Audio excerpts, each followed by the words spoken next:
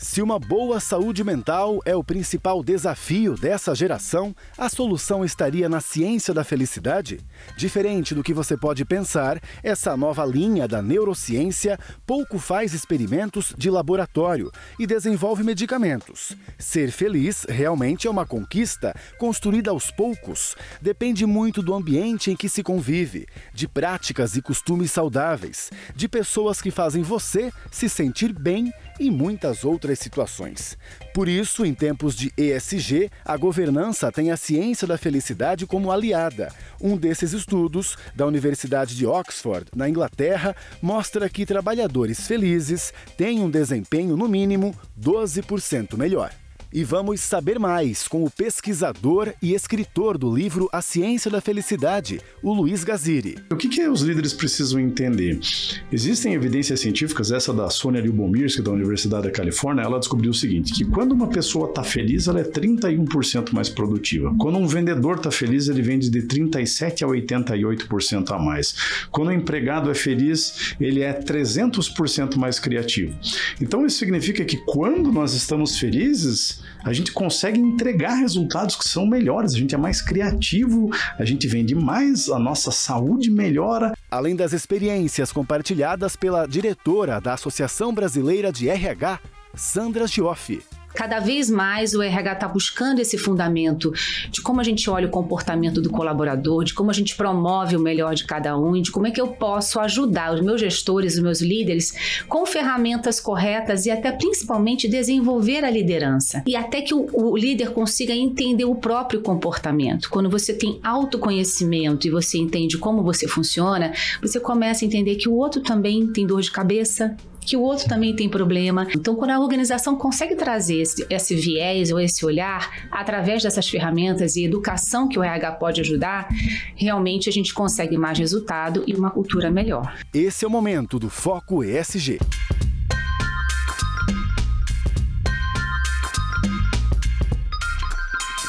Oi, que bom que você está aqui. Como sempre, eu agradeço e também fico muito feliz por você também estar interessado no nosso futuro, que pode ser mais justo, agradável, em termos de meio ambiente, sociedade, e também pode ser mais feliz, sabia? E o ESG pode ajudar nisso. Nós vamos saber como com eles que já estão aqui comigo. Sandra, bem-vinda. Obrigada, Pablo. Bem-vindo, Luiz. Muito obrigado, Pablo. Sejam bem-vindos todos aí que estão nos acompanhando. E que querem saber mais sobre felicidade, né? Vamos começar com um case, porque nós temos aqui dois grandes profissionais, mas um deles também tem uma boa história aí para te contar, e quem sabe você pode até se perceber nessa história, né? Se identificar com ela. A Sandra trabalha com RH, mas ela já precisou muito de RH, não é, Sandra? Com certeza. Na sua trajetória, você teve aí grandes empresas, desenvolveu um belo trabalho, mas também teve um momento que você percebeu que não estava feliz. Perfeito, Pablo. Com mais de 30 anos de carreira, de experiência em várias empresas, ou até liderando grandes times, consegui fazer um trabalho bacana e até então estava bem feliz.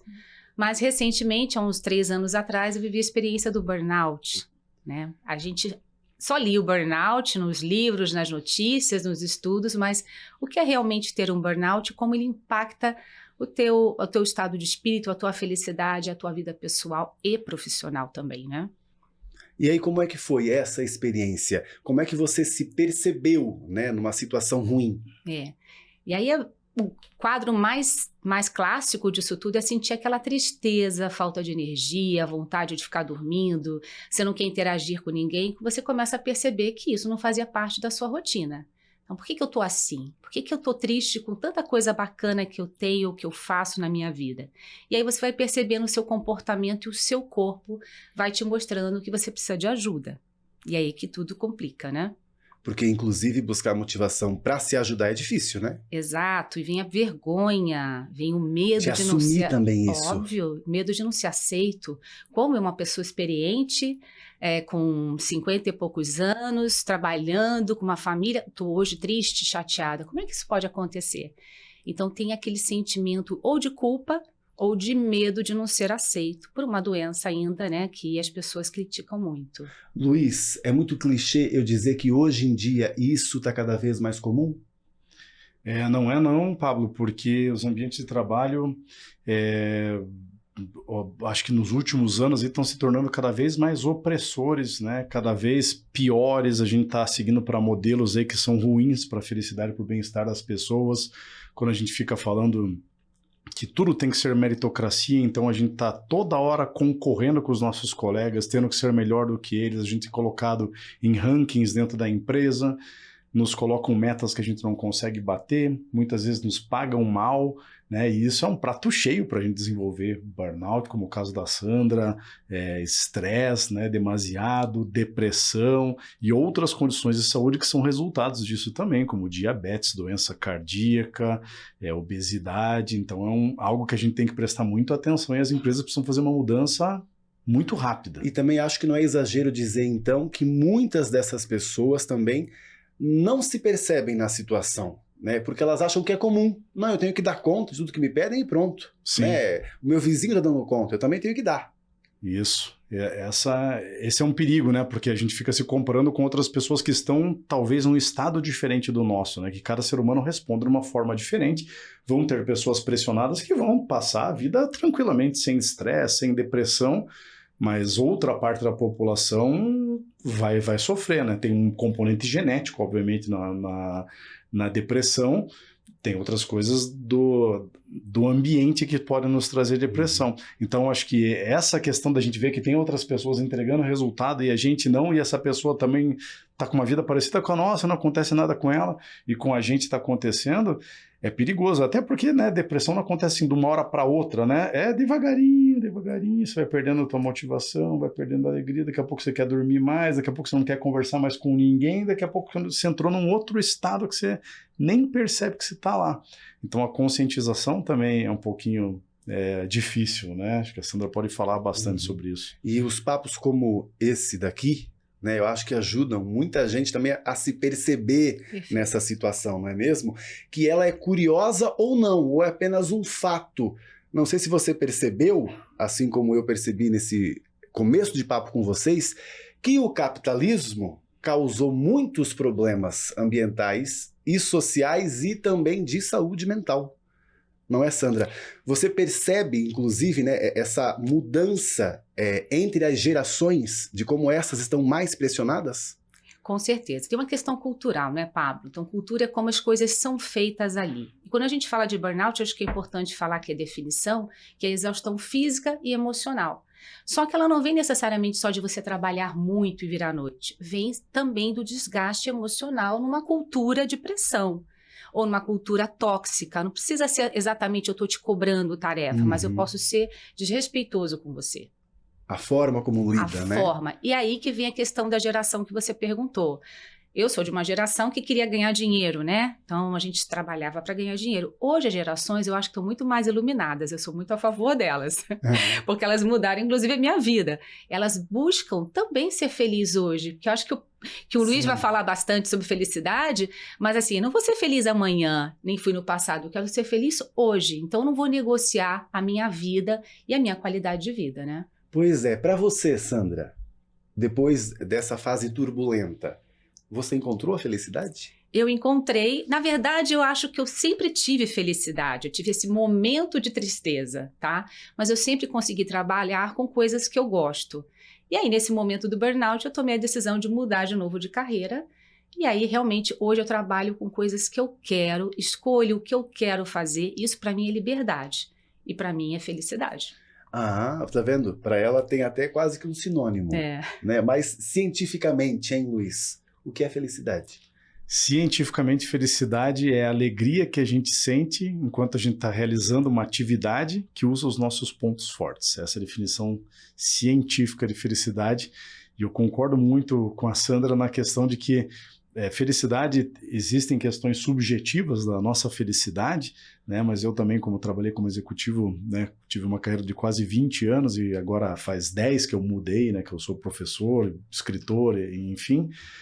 Para mim, felicidade é poder assistir o jogo de basquete do meu filho terça de tarde, sem ninguém me cobrar, ir no mercado quarta-feira, 10 horas da manhã e não tem problema nenhum, é sair de férias o momento que eu quiser. Então, isso para mim é felicidade de verdade. Também tem a ver um tanto com liberdade. E sabe o que está me vindo na cabeça agora, então?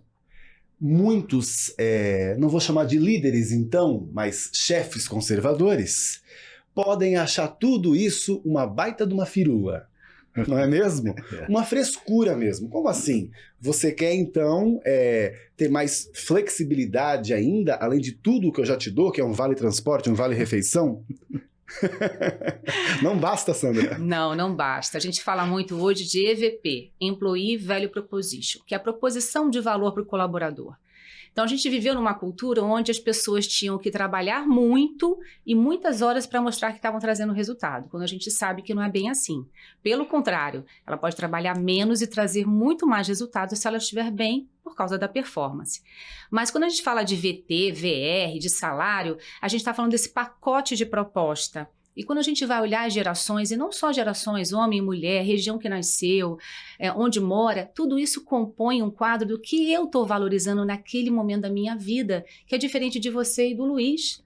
Cada um aqui pode ter uma proposta de valor. Então, hoje as empresas estão buscando entender isso para poder oferecer para o colaborador, por exemplo, toda sexta-feira trabalhar meio período. Porque por mais que eu te ofereça dinheiro, você vai falar, eu quero assistir o jogo de basquete. Agora, tem alguém que está naquele momento querendo dinheiro. Fala, não quero sair cedo, eu quero trabalhar mais, mas eu quero ser mais remunerado. Então, entender essa necessidade do indivíduo, não colocar todo mundo numa caixinha, é imperativo para que a gente tenha, assim, uma organização feliz e com desempenho. Já ouvi um tanto sobre isso com outros temas até, né? Da gente ver as situações das pessoas de forma individualizada mesmo. Isso é muito importante também no ambiente de trabalho. É fundamental. A gente está falando de indivíduo, né? A palavra já diz. Então, dependendo da minha situação, do meu momento, eu quero outras coisas para mim. E o líder, como você colocou muito bem, não o gestor, esse líder tem que conhecer esse indivíduo. Ele tem que interagir com esse indivíduo e saber usar o melhor daquele profissional. Claro, se ele não está performando e não quer ficar na organização, tudo bem, não precisa continuar, pode ser demitido, pode pedir demissão. Mas a partir do momento que eu sei que o Pablo tem potencial para trabalhar comigo, se eu conhecer as necessidades dele, eu vou conseguir extrair o melhor do Pablo. Esse é o conceito, né? Quero te perguntar mais sobre até essa técnica, mas antes também queria ouvir a tua opinião, assim como a Sandra comentou, sobre essa visão que muitos podem ter de que até justamente o que você oferece, né, com os seus cursos, palestras e os livros, de que pode ser uma frescura. Você encontra muito isso em papos que você tem, por onde você vai? Muito, e eu lembro que quando eu comecei a dar a disciplina de felicidade nas universidades onde eu dou aula, alguns colegas, assim, a gente ouvia, né, de longe zombando sobre a disciplina de felicidade. Falando que felicidade, vamos trabalhar, vamos se estressar, vamos ver outra coisa, isso daí é bobeira, né? E é uma pena, né? Até o bacana é que as disciplinas que eu dou são sempre as mais procuradas da universidade. Já chegou a ter fila de 8 meses para cursar a disciplina de felicidade comigo. Na Unicamp mesmo a gente teve mais de 500 inscritos na disciplina de felicidade, muita gente. É um tema que os jovens, principalmente, estão procurando aí. A Sandra estava falando com assim, muita propriedade sobre isso. Só que o que os líderes precisam entender? Existem evidências científicas, essa da Sonia Lyubomirsky, da Universidade da Califórnia, ela descobriu o seguinte, que quando uma pessoa está feliz, ela é 31% mais produtiva. Quando um vendedor está feliz, ele vende de 37% a 88% a mais. Quando o empregado é feliz, ele é 300% mais criativo. Então isso significa que quando nós estamos felizes, a gente consegue entregar resultados que são melhores, a gente é mais criativo, a gente vende mais, a nossa saúde melhora, a nossa abordagem, né, a forma como a gente fala, a comunicação melhora. Então existem amplas vantagens da gente construir um ambiente onde o indivíduo possa ser feliz. E isso a gente tem que levar em consideração, que não é uma frescura, e sim é uma vantagem que a gente pode colocar dentro das empresas. Agora, então, conta pra gente por que inclusive, a felicidade está sendo considerada uma ciência. Uhum. Porque hoje em dia os cientistas conseguem medir felicidade com mais facilidade, né? Existem técnicas novas da ciência para medir a felicidade dos indivíduos que antigamente não existiam. A ciência ela sempre vai se desenvolvendo, vai aprendendo coisas novas, né? E hoje existem máquinas de ressonância magnética, por exemplo, que você pode passar algum vídeo para a pessoa e saber quais áreas do cérebro dessa pessoa estão ativadas, né? Então existe ressonância magnética, existe eletroencefalograma, né? Que também lê felicidade até de criança, consegue ver quais áreas estão ativadas. Existe a possibilidade de você, através das glândulas de suor da pessoa, saber o que está trazendo a emoção ou não. Existem formas de você medir hormônios, né? Como cortisol, ocitocina e outros, né? Faz uma intervenção, depois mede o cortisol antes e depois para ver se estressou ou não a pessoa. Enfim, existem questionários. Então existe um grande corpo hoje de evidência científica suportando, né, a felicidade e principalmente, né, puxa, eu coloco um grupo para ficar estressado e outro grupo para ficar feliz, depois coloco eles numa tarefa. Qual dos dois tem melhor desempenho? O grupo que ficou feliz tem um desempenho infinitamente melhor, mas no ambiente de trabalho a realidade é outra, como você colocou aqui muito bem. A vida é do estresse, né? A vitória tem que ser do estresse, porque ser estressado é que é bonito no ambiente de trabalho. Né? É quase que bem visto. Né? Ou criar um ambiente de estresse, porque lá na empresa de bebidas eles fazem assim, a gente acha que é bonito e vamos fazer dentro da nossa empresa também. E isso é péssimo e as organizações precisam mudar isso urgentemente. Vamos então falar do outro lado. Sandra já falou muito, né, sobre a experiência dela, mas os RHs das empresas, eles já estão usando, né, alguns desses exemplos de métricas, de conceitos que o Luiz comentou pra gente? Sim, tem algumas organizações, inclusive, que têm esse papel, né, Luiz? Que tem esse chapéu, que é o responsável por felicidade na organização. Algumas empresas já têm até essa cadeira, algum profissional exercendo essa função. Então, sim, cada vez mais o RH está buscando esse fundamento de como a gente olha o comportamento do colaborador, de como a gente promove o melhor de cada um e de como é que eu posso ajudar os meus gestores, os meus líderes com ferramentas corretas e até principalmente desenvolver a liderança. Porque uma coisa muito, muito clássica é que a gente não é formado para ser líder. A gente é formado para entregar. Aí, de repente, você é promovido.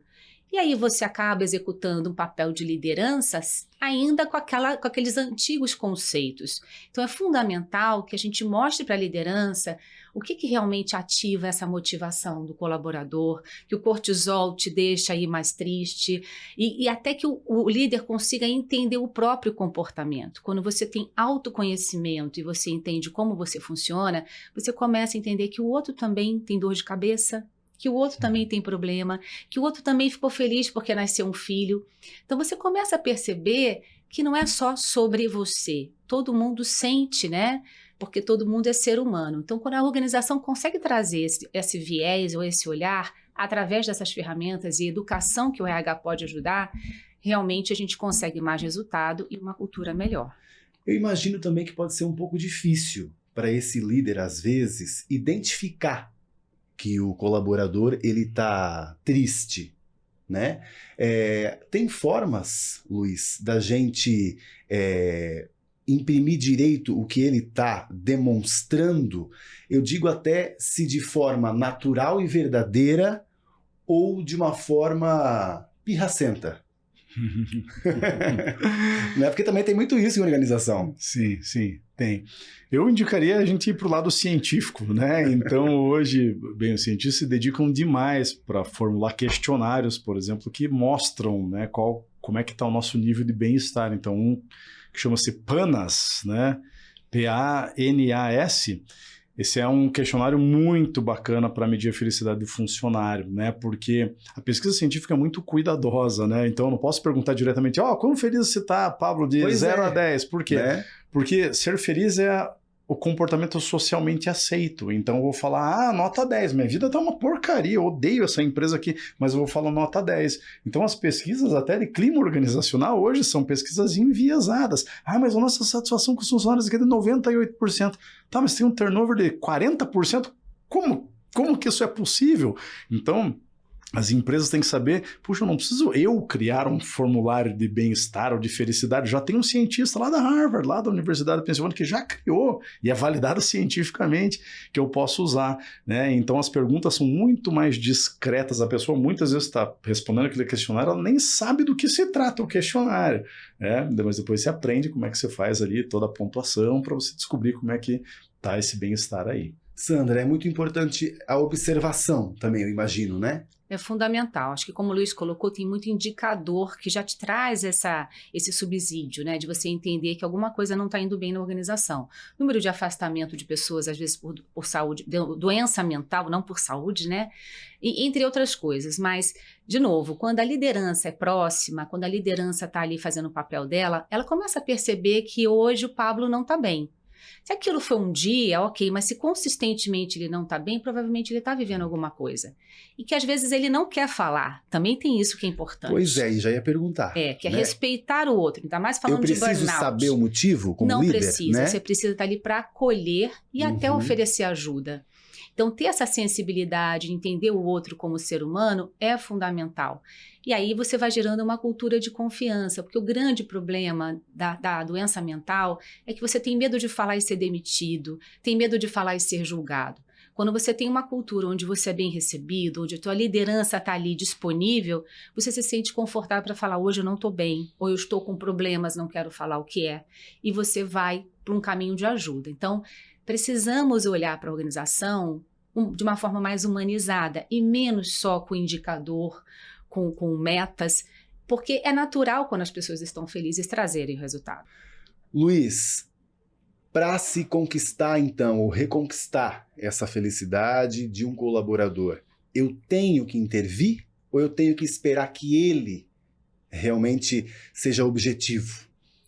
Dependendo do grau que você tem, né, de intimidade com aquela pessoa, né, o conhecimento que você tem, é importante que o líder intervenha, até porque lembra que a pessoa, às vezes, ela mesma não consegue identificar, ou dependendo da organização, a pessoa tem medo de falar, acha que vai ser demitida, acha que isso é uma doença, né, que não é uma condição que acontece com muita gente. Então, o líder muitas vezes tem que intervir e conversar com a RH, né, que é a área responsável para realmente tomar a decisão que é melhor para aquele funcionário ali. E aí esse trabalho a gente até volta naquele ponto da personalização, né, Sandra? Porque o RH, então, ele vai fazer um processo, né, de trabalho com esse colaborador, porque também não é assim, né? Ah, você tá triste? Vamos lá, agora vamos apertar um botãozinho. Verdade, até porque tem vários fatores que vão trazer essa falta de felicidade. Não, às vezes não é só com a empresa, às vezes são questões do colaborador que ele está vivendo até na vida pessoal. Então, a empresa tem que colocar ferramentas e canais disponíveis para que esse colaborador, no indivíduo, busque o que é melhor para ele. Então, ele pode ser acolhido pela liderança, como você falou, sem perguntar por quê, né? Qual é o motivo, mas eu estou percebendo que você não está bem, você tem mudado seu comportamento, eu posso te ajudar? Você quer conversar com alguém? Esse é um caminho. Tem outros caminhos que muitas empresas usam, que é um telefone onde ela pode ligar e pedir ajuda, tem assistência psicológica, tem assistência de saúde, então tem várias opções. Mas eu acho que muito importante, além de todas essas opções que a gente chama de prevenção secundária, tem a primária. Qual é a primária? É criar uma cultura de confiança, onde eu posso ser eu mesma, eu posso, se eu tiver com problema hoje, eu vou falar que eu não estou bem, e eu não tenho vergonha de falar, porque amanhã eu vou estar bem, mas eu confio naquele ambiente e sou respeitada. Quando a gente tem essa condição primária, eu até tenho as outras secundárias, mas eu não fico enxugando o gelo, né? Porque muita empresa vai lá e coloca um canal para você ligar, mas o líder está matando o profissional no jeito de relacionar ou de se comunicar. Então, é importante que a gente entenda que o nosso comportamento gera outro comportamento. Gentileza gera gentileza, né? Pois é. E aí até estou pensando agora um pouco além. A gente falou muito de colaborador, falou muito do setor de RH, e o empresário tem que estar muito de olho nisso tudo, até por conta dos parâmetros ESG, né? E aí até para ele perceber, como a Sandra acabou de citar, de que por mais que você tente com um colaborador ou outro ajudar ele, recuperar essa, né, autoestima dele mesmo, inclusive, se você tem uma peça ali no meio, que pode ser tanto uma situação, uma infraestrutura da empresa como uma pessoa, você tem que mudar ela às vezes, né? Tem. Eu acho que a gente chegou num ponto aqui que é importantíssimo de todo empresário e todo gestor saber, que é o que move o ser humano. Será que a gente é mais direcionado pela nossa personalidade ou será que o ambiente, de repente, é um preditor maior do nosso comportamento? Então, no ano passado, eu conversei com um dos cientistas que matou essa charada há muito tempo atrás, chama-se Richard Nisbett, da Universidade de Michigan. E ele, junto com o Lee Ross, que era um cientista da Stanford, eles descobriram algo chamado erro fundamental da atribuição, que é o seguinte: quando eu vejo uma pessoa se comportando mal, eu atribuo que o comportamento daquela pessoa está ligado com a personalidade dela. Então, eu vejo lá um funcionário que não se dedica. Aí eu falo, é porque você não tem cabeça de dono, você não veste a camisa, você não gosta de dinheiro, você não quer crescer, você está na zona de conforto. A gente sempre culpa a pessoa. E a gente se cega para o poder das circunstâncias ou do ambiente que é desenhado através da cultura, que a Sandra estava falando. Qual que é o impacto da cultura organizacional no comportamento daquela pessoa, né? Cultura é a transmissão não genética de comportamento, essa é a definição do que é cultura. Então, se eu tenho uma cultura onde o que vale é meritocracia ou um pensamento industrial, como a Sandra colocou, se você não fica até as 9 da noite, é que você não está trabalhando, né? É cultura de ranking dentro da empresa, é cultura de meta individual. Se eu estou criando isso dentro da minha companhia, eu posso trazer várias pessoas fantásticas, espetaculares, que colaboram, mas se eu coloco uma pessoa nesse ambiente que é competitivo, ela vai começar a competir também. Ela também vai começar a passar a perna no funcionário, porque ela quer estar em primeiro lugar no ranking, porque ela quer ganhar o prêmio. Então, a gente cria um ambiente e a gente coloca as pessoas dentro de um barril que é podre, né? Eu conversei com um cientista que é super famoso chamado Philip Zimbardo. Ele é um cientista da Stanford, que fez um experimento da prisão da Stanford, que é um dos mais famosos da história da psicologia. E ele fala o seguinte, né, sobre o erro fundamental da atribuição. Ele fala que a gente geralmente coloca a culpa na maçã. A gente fala, tem uma maçã podre que estragou todas as outras. Mas o que ele provoca a gente é falando o seguinte: na maioria das situações, o que está podre é o barril. Você coloca a maçã sadia lá dentro e o barril está podre, vai estragar todas as maçãs de lá. Então, qual é a nossa missão quando a gente fala de ciência da felicidade, bem-estar? É construir um barril sadio na nossa empresa através das estratégias, através da cultura organizacional. Aí eu garanto que nenhuma maçã ali vai apodrecer. Talvez uma ou outra ali apodreça, mas a gente tira elas dali, trata essas maçãs, coloca elas novamente ali. Então a gente tem que criar uma regra, um ambiente onde a maioria das pessoas tenham alta performance, se deem bem, tenham bem-estar, e assim a gente garante que a gente, né, que a prevenção primária que a Sandra estava falando. Já ia inclusive voltar, aproveitando o que vocês hoje disseram agora. Vamos falar então de um ambiente que é feliz. Eu sei que pode ser até difícil, né, porque pode existir muitos elementos, né? Mas qual é esse ambiente agradável, positivo, hein, Sandra? Vou falar até como líder, né? Que já atuei nesse papel há muitos anos. Na minha experiência, o ambiente feliz é quando você entende a expectativa do teu colaborador, do teu time e respeita essa expectativa. Então, você é um profissional do meu time, você quer fazer carreira, você quer crescer e eu vou te dar condições para desenvolver seu talento e para você crescer. Mas pode ser que eu não tenha outro lugar para colocar um profissional que vai crescer. E eu também tenho que ser sincera, Pablo, aqui não tem esse papel que você busca. E essa gestão de expectativa, ela influencia na tua satisfação, principalmente naquele momento. Então, quando você tem uma linguagem aberta, quando você tem um entender da necessidade da busca do profissional e você gerencia essa carreira com ele, você consegue propiciar um lugar onde ele vai ser feliz. Com abertura, com comunicação e com respeito. Então, no final do dia, é tão simples que chega a ser estranho, né? Porque é só a gente dialogar, conversar, eu entender o que você quer, eu falar o que você pode e não pode, porque eu não vou atender igual criança, não vou conseguir atender todas as suas necessidades. Quando eu faço isso, eu estou te respeitando como pessoa, eu estou te entendendo. E aí você se sente respeitado e você ou vai ficar, legal, Sandra, eu quero isso mesmo, ou vai falar, Sandra, não vou ficar. Você me substitui, a gente combina e você vai feliz para outro lugar. Porque não tem nenhum problema. O problema é quando você está ali, como ele falou, insatisfeito, arrastando corrente na empresa, porque é isso que acontece, né?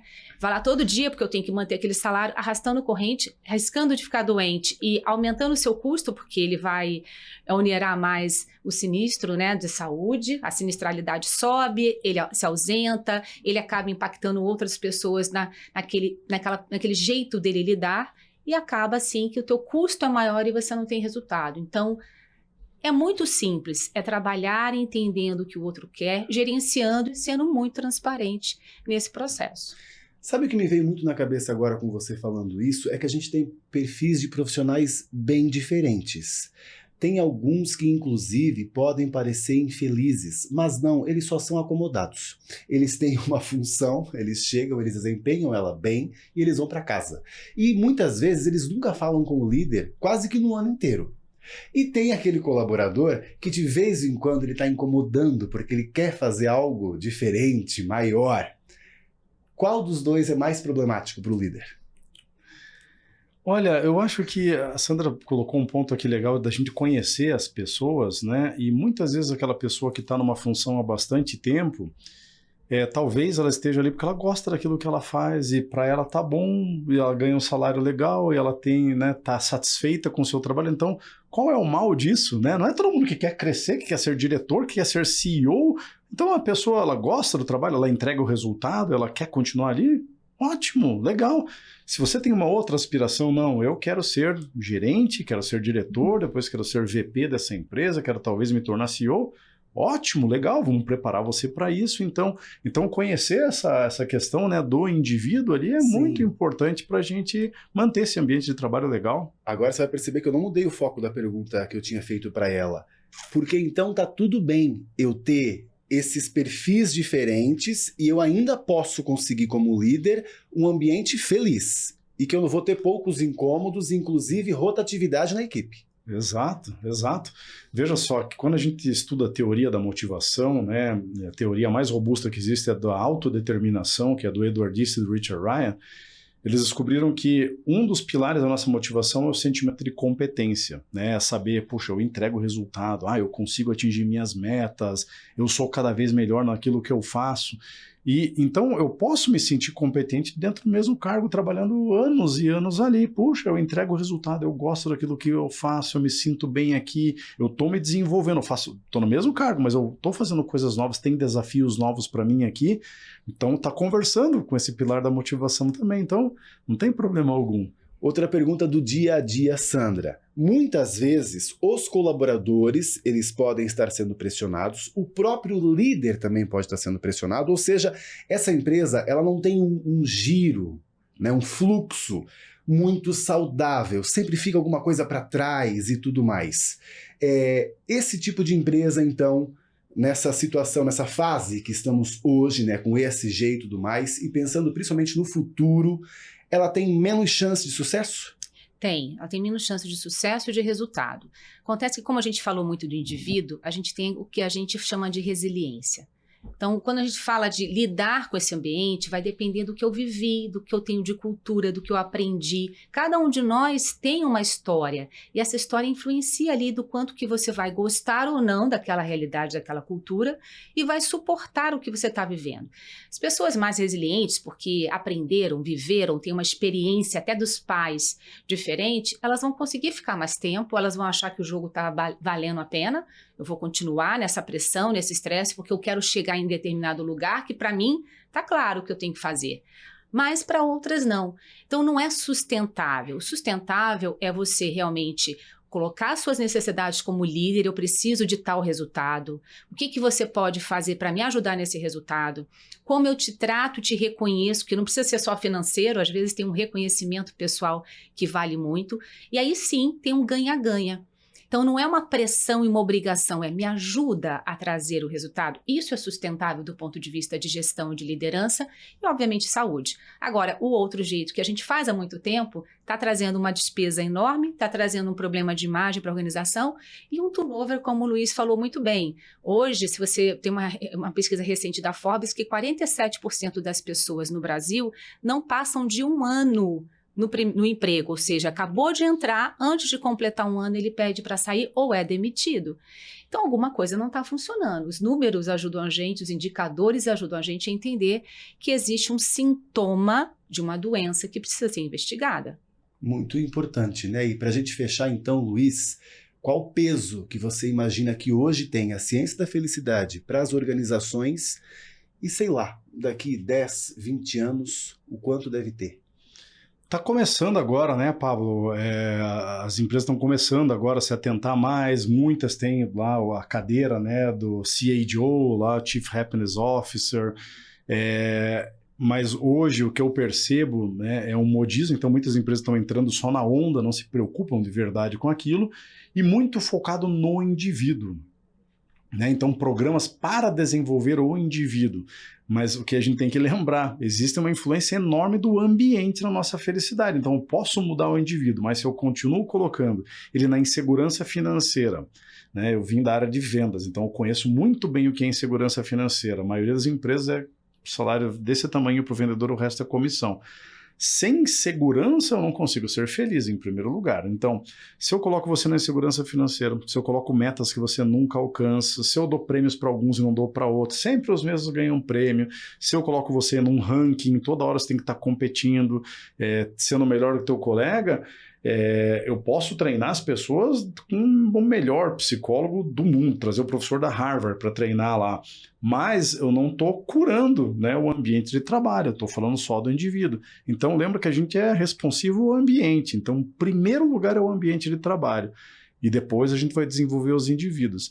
E algo importante que todos nós precisamos saber, tem uma pesquisa do Daniel Kahneman, que é ganhador do Prêmio Nobel, professor da Princeton, e ele começou a acompanhar a felicidade diária das pessoas, em tempo real. O que eu estou fazendo, como é que eu estou me sentindo, para descobrir verdadeiramente quais são as atividades do dia a dia que trazem mais felicidade. E o trabalho está em penúltimo lugar da lista. O trabalho. Então tem alguma coisa errada acontecendo, como você estava falando, tem alguma coisa muito errada acontecendo no ambiente de trabalho, porque se a gente passa 8, 10 horas por dia no ambiente e a gente não é feliz, a gente coloca em penúltimo lugar, o trabalho só perde para o trânsito. O trânsito é o pior momento da vida das pessoas, o trabalho é o penúltimo. Então a gente precisa mudar isso urgentemente, né? Lembra lá, temos que reformar o barril. Isso é o mais importante. Rapidinho, Sandra. Hoje, se você fosse entrar numa empresa e mesmo sem conhecer a situação dela, no que você já iria tentar prestar atenção para dar ali uma orientação para aquele líder ou empresário? Como o líder se relaciona com as pessoas. Como ele cumprimenta o manobrista, o presidente, o faxineiro, a pessoa do time dele. Se esse líder for uma pessoa orientada a pessoas, ou seja, respeita cada um na sua individualidade, na sua importância que todos têm, ele com certeza vai ter sensibilidade para liderar e para extrair o melhor do time e também para apoiar o time. Agora, se ele é um líder que trata bem o presidente, mas não olha para o restante, isso para mim é um sintoma muito claro de que ele não vai fazer a organização mais feliz, né? Luiz, principal erro que você vê e geralmente está observando e pode orientar alguém?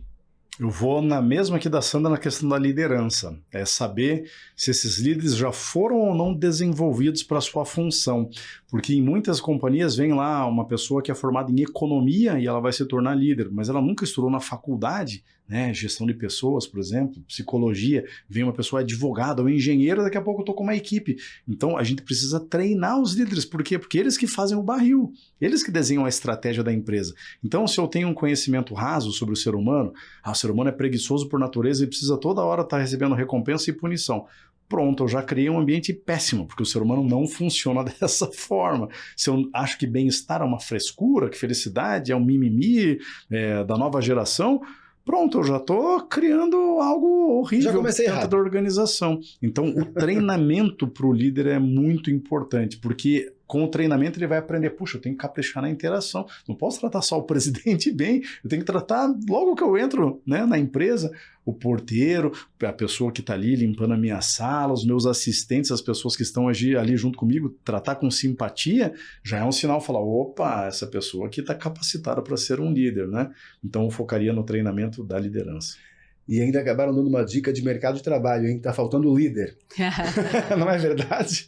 Luiz, muito obrigado pelo teu conhecimento compartilhado. Eu que agradeço, Pablo. Foi um grande prazer estar aqui junto com você. Sandra, também muito obrigado, né, pela tua experiência, né, teu conhecimento aqui pra gente. Muito obrigada, foi um prazer. Legal que vocês vieram, muito respeito por vocês e orgulho por serem minhas fontes. Eu que agradeço.